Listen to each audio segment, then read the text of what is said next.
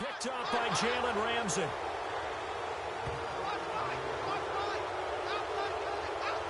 On fourth down, that turned out like a punt. Maybe he was better defensively there just to knock it down. And you know they go over those situations. All right, fourth down, where's the ball? Where would we get the ball? But instinct takes over, and when it's in the air, they just go and get it. So it's hard to get on him for intercepting it, but the smart play would have been what you suggested. Knock it down and take over in a deeper position. Let's go. Brady now on first down. He's going to loft one deep left side here. And nearly picked off there. Almost intercepted. Instead, second down. But one thing that I've liked defensively is that they've shown them a lot of different looks here in the first half. They come after them. They've sat back.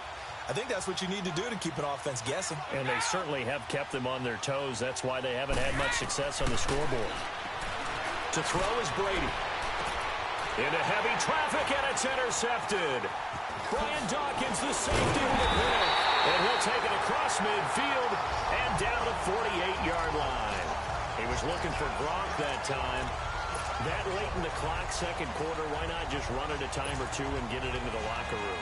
What you're saying makes absolutely perfect sense. Run it and get out of there. But I'm just wondering if the pressure of today's NFL and the high-powered offenses that you're facing may have forced them into saying, let's try and get some more points. They run with a Hall of Famer, Sanders. And that play goes nowhere. Taken down, losing yardage at the 50, right at midfield.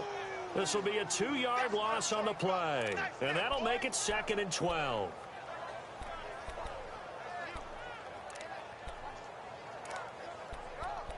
So we've come to halftime after... And okay, so much for our halftime break. Apparently we're going to get right back to it. Both teams appear ready for the fight ahead, and we resume action here in quarter number 3.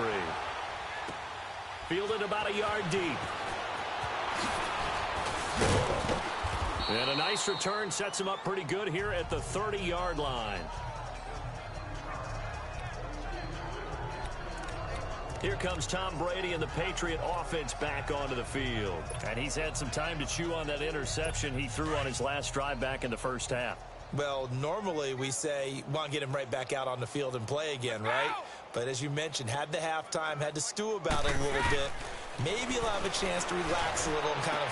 And Brady going to be intercepted a third time. Picked off by the Hall of Famer Ronnie Lott. And it's a touchdown.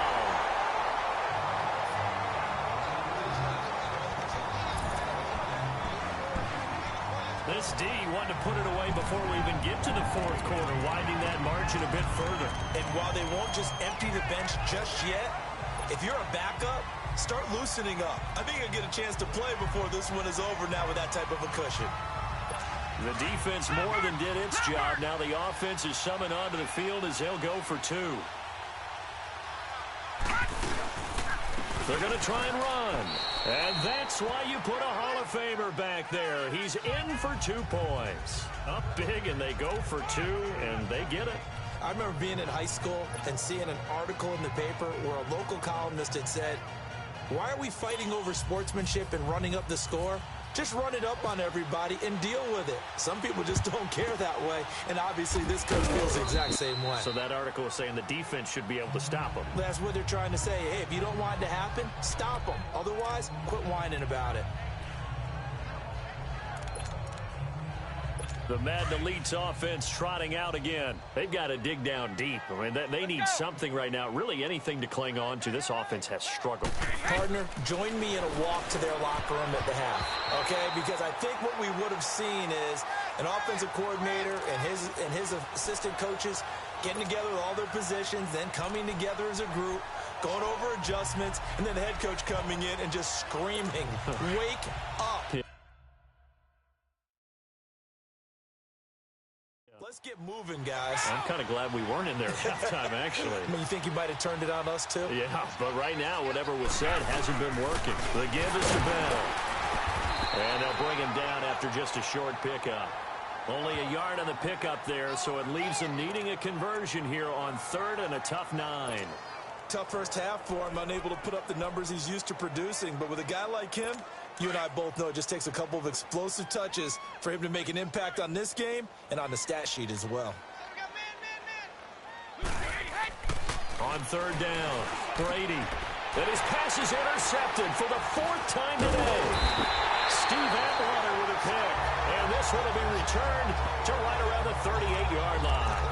He was looking for his tight end, Kelsey. Well, partner, the last couple weeks I've been asking you about the favorites in each division. We talked about Super Bowl predictions and all that, but what about a team from each side that might surprise us a little bit this year? Well, the one I'm going to start with in the AFC shouldn't be a surprise when you look at who they have returning from injury, and that's the Houston Texans. They were running the AFC South for a while when everyone was healthy and J.J. Watt was getting to the quarterback. Now Deshaun Watson returns, and they're an entirely different team with him at quarterback. On the NFC side, I know a lot of people are looking at the Bears, and rightly so. I love them as a trendy pick.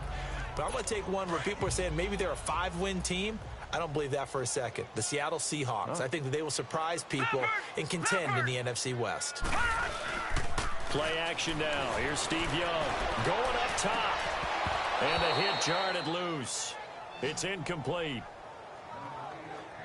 I guess they figure with a guy who is that hot downfield, who knows how to get the ball into the end zone, you throw it up and give him every opportunity, even though that one fell incomplete. Yeah, he's already been in the end zone multiple times. Tried to target him again deep there, but unsuccessful. Young off the play fake. Dancing to his left. Man open, it's Moss complete. And all the way down to the 22-yard line. A big play, Young to Moss. And even 40 yards. Well, even after all those interceptions, he's not deterred, still confident to go deep at work there. I think all the old rules about playing that position still apply. If things go wrong, you still act like you're the best player out on the field. You still carry that supreme arrogance with you and continue to fire the ball. I've seen guys have games like this, and this is where you find out if you're great or not. Can you overcome some interceptions and still lead your team to victory?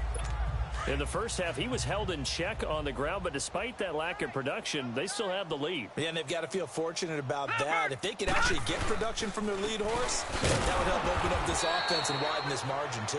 And this has been a familiar sight all afternoon as they stop him behind the line. He continues to struggle to find a crease to break off a big one and might need to just put that aside and just try and ram his way forward and get what he can. And this offense on third down today, 2 for 5 to this point. This is 3rd and 11. Hurry up, here we go. And now a carry here for their fullback. And he went nowhere. He'll lose yardage back to the 29. He lost a big chunk, 6 yards there, and it leads to 4th down. Well, he tried to bounce it outside, but that's obviously not his game. He's too much of a straight line runner. Yeah, him in the outer third of the field, not a recipe for success. That time a loss. Young, forced out to his left. A hit as he throws, and this is going to be incomplete. The 4th down pass play doesn't work out. And as a result, possession switches hands. Well, as we look back to the final week of the preseason and the roster cuts, that final day roster cuts, a lot of noise was made. The biggest noise, though, Khalil Mack moving to the Windy City. That's one that, let's look at it from Chicago's perspective. A young team growing, building on both offense and defense, and it's a city that loves defense. They love their linebackers. Khalil Mack being added to that group, that's just a win-win for them. Now you flip it over to Oakland. I never thought they'd let Khalil Mack go. I thought they'd figure out a way to... And my goodness, another interception. Picked up by the 13-time Pro Bowler Ray Lewis. And his crew will take over at their own 45-yard line. Kelsey, the intended receiver there. The interception woes, they just continue to mount. He's thrown 5 picks. At this point, you got to be thinking, is it something between the ears? I think a confidence hit does occur once you start getting those numbers up there a little bit. But as you and I both know, it's not always just one guy's fault. Maybe somebody ran a wrong pattern. Maybe some balls were tipped. It could be so many different things.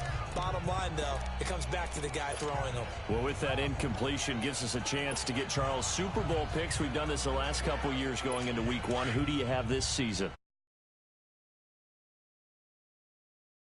Again, this time in Atlanta. but I think it's going to be a couple of different teams out of both divisions. All right, both conferences, I should say. I think coming out of the NFC, I really like Atlanta. Wow. I think they're going to get back to the Super Bowl again. Out of the AFC, I think it's going to be Pittsburgh. And ultimately, I'm taking Atlanta to hoist the trophy. And you know where the Super Bowl is this year. It is in Atlanta. The first time ever we're going to have a home team win in their home stadium. You heard it here first.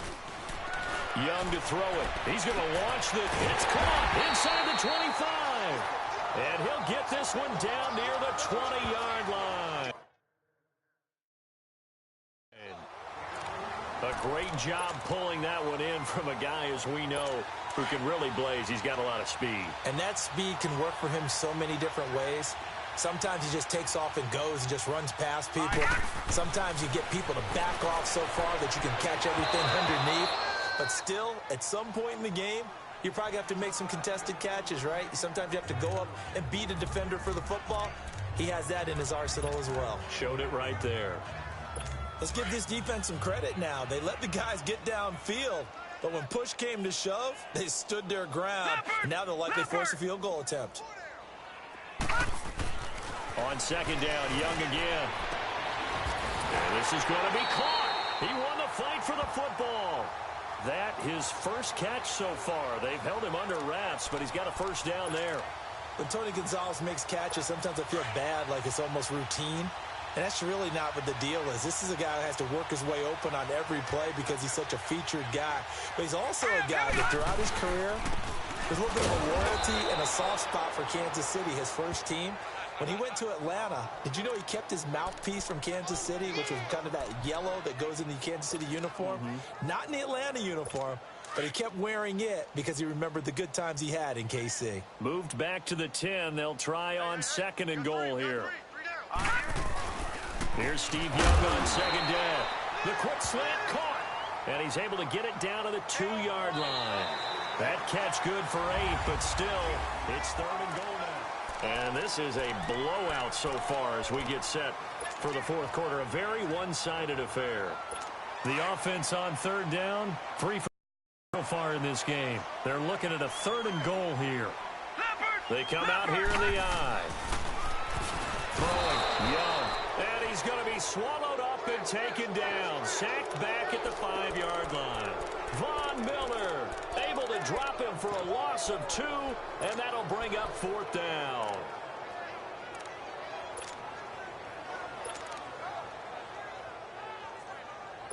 No movement from the field goal unit. They've got 4 full yards to go here on fourth and goal to hit pay dirt, but they're going to go for it.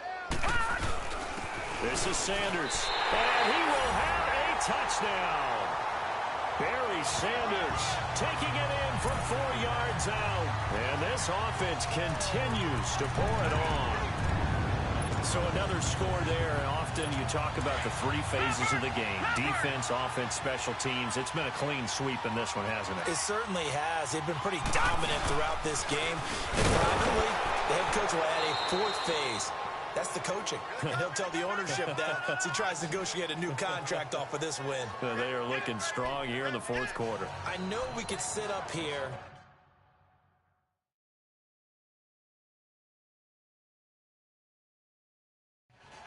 and dance around it a little bit, but going for 2 in this situation, somebody doesn't like someone else. There's no doubt in my mind. Well, what they couldn't see is you lean back in your chair and you went, yeah, that's not a good decision. They didn't get it, though. Yeah, I don't think you can just say, well, my kicker's hurt in this spot. No, okay. And that drives coaches insane, doesn't it? When they see that happen, it just doesn't feel right, does it? Plus, you're giving up yardage. Brady now, 5 straight completions here in this second half. 1st and 10. Let's go. From midfield, here's Brady. This is caught by Antonio Brown. And he'll get it down here to the 43. 7 yards, the pickup on the pitch and catch. If he's their best threat on offense, use your #1 cover guy on defense. It doesn't matter about size. They have had him locked up. That just his first catch of the game. Big reason why they're down. Brady to throw on second down. And now here's another interception. Picked up by Rod Woodson. Past the 20. 10. And this results in 6. Touchdown.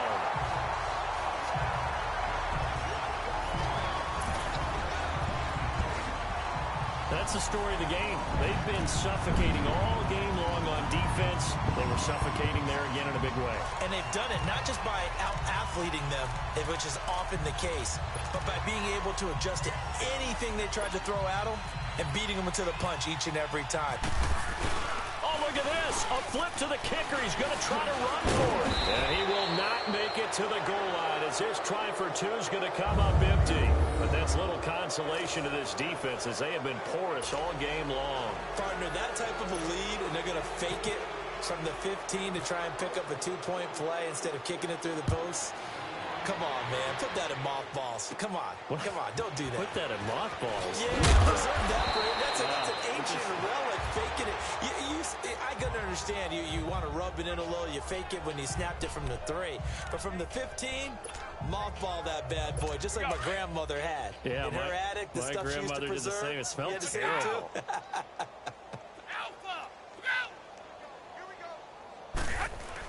They'll start out on the ground with Bell.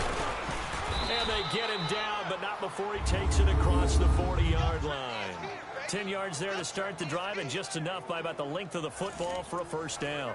You gave the stat early on that he's one of just 9 guys to go over 1,000 yards last year, and then you said they needed to bottle him up for under 100 yards. He's way under 100 yards. Bottom line, he's had virtually no success whatsoever. And because of that, among a couple other reasons, they're down on the scoreboard. Back to the ground, this time with Gurley. And that didn't fool anybody. He's going to be dropped in the backfield. That's going to go as a loss of 4, and it'll be 2nd down.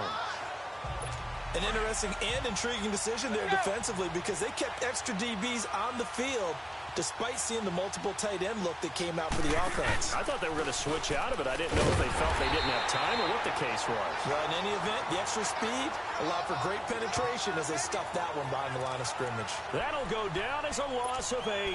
And they're going to be staring at a 3rd and long here. Well, that wasn't just a loss. That was a loss of big yardage there. So the sense you're starting to get is that offensively things are starting to pile up against them, and they've got to find a way to stop that. Conversely, how about the great call by the defensive coordinator? He realized that he's got him on the run a little bit. That call was made to get upfield penetration by his defensive front to try and get into the gaps, get upfield into the backfield, and make a big play. I think that was actually called not so much just to, to get it done that way, but to say, hey, guess what? We're going to be aggressive, and we had an opportunity and seized it. But we all know that the instinct is to fight for every possible. And they're going to try this again. It's another fake. And this is incomplete. A huge gamble, and it does not pay off. They fake the punt. It doesn't work out. Well, not only did they try to fake it, they put the ball in the arm of their punter, and it didn't work out. Not the quarterback. No. The punter. Yeah. Risky. And it's so funny because when it works, genius. When it doesn't work, not so smart. Not so genius. In this case, not so genius, but I do admire that he went for it. And the D not yielding much there. He's only going to get a yard to about the 2. Patriot! They'll run for it here with Sanders. They put it on the board. It sinks a touchdown. Barry Sanders with now 2 fourth-quarter touchdowns. And this offense is running away with this one. A touchdown run for Barry Sanders. How about this, partner? Oh, look at this. A flip to the kicker. He's going to try to run for it. And he will not make it to the goal line as his try for 2 is going to come up empty. But that's little consolation to this defense as they have been porous all game long. They've got this big lead. They said, forget 1. We want 2. Instead, they got 0. Unbelievable that he even attempted from the 15-yard line. What are they thinking? I do know this. When you fake one in this situation with that type of a lead, especially from the 15-yard line, oh, boy. I tell you what, meeting them again somewhere down the line, they'll remember this. Yeah, they'll think that they were trying to clown them a little bit.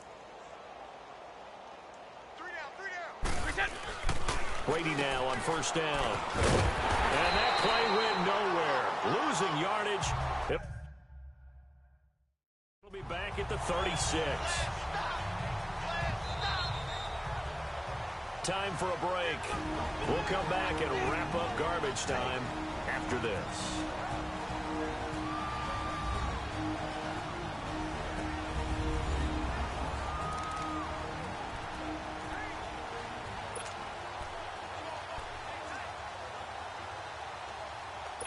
So it's our visitors with a football as we get you reset.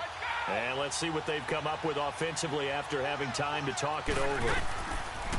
Now Brady throwing on second down. And they'll set up the screen to Gurley. And he'll work it inside the 30 to the 29-yard line. They get 7 there on the screen. It'll set up a third down. For a second there, I thought that might break big. Screen pass. Looked like it was coming together. Looked like there was an opening. Still, ended up with a solid game. Brady going option left. And he went backwards. He'll be down at the 30. That'll make it 4th down after a loss of 1. Ah, yes, Reggie White. I remember when they first started calling him the Minister of Defense. It was back at the University of Tennessee. Snuffing out plays like that. Did you see that tackle for a loss? I remember him turning around the LSU game in 1983 with a similar play. Reggie White, one of the all-time greats. 13-time Pro Bowler Reggie White. No reason not to try it there, and they do indeed convert on 4th. Okay, I'm giving credit and then some on this call. When it's 4th and that many, you know that 99% of the coaches are throwing the football. In this case, though, they figured the defense was playing the pass, took a chance, ran the ball, and picked up the first down. On first down, it's Gurley. It's a loss of a yard there, and now second down. Well, that play reminded me of Michael Strahan in 2001 when he was absolutely incredible. That was the year he set the single-season record for most sacks with 22 and a half. And not surprisingly, Defensive Player of the Year that season. And he also led the league in sacks in 2003, 142 and a half in his career. The throw on second down by Brady is incomplete. I'm not even sure I know who this guy is out there playing right now. This is very unlike him, one of the most accurate guys in the league. Totally off his game right now. I don't know. I was going to ask you what you pin it on, but defensively, they've been pretty solid. Well, sometimes, you know, those defenders, they get into the receivers pretty good. Rush coming in. He's taken down. Brian Urlacher coming in to drop him for a loss of 8, and it'll be 4th down. We've been around this league for a while, and many coaches never pull their starting quarterback, almost no matter the situation. In this case, though, I think he's got to make a decision. He's taking a pretty good beating out there. Yeah, with the deficit, maybe not wanting to risk an injury. And they're indeed going to go for it here on 4th down. So trailing here in the last quarter, let's see how this plays out. Now Brady got to have this one. Under pressure again, and down he goes again. Brian Urlacher in there to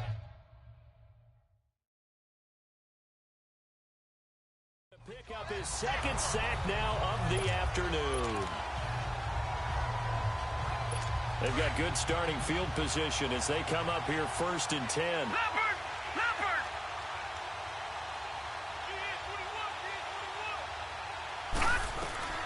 And Young's going to throw it here. He's going to go for a big play downfield. And his passes, and I do believe this is going to wind up a safety. It is. It's a safety. How about that for a wacky play? Things are just going from bad to worse now. It's a safety that does him in here, and that is one frustrated offensive unit. They can't get out from under their own shadow right now. I mean, I know this is the NFL, but could you imagine a college crowd right now? Imagine what they'd be doing. They'd be chanting, "Start the bus," because they think this one is over. The storyline in this one, Charles, no doubt the number 0. Zilch, nada. A shutout so hard to do in the NFL. It really is, and what an accomplishment.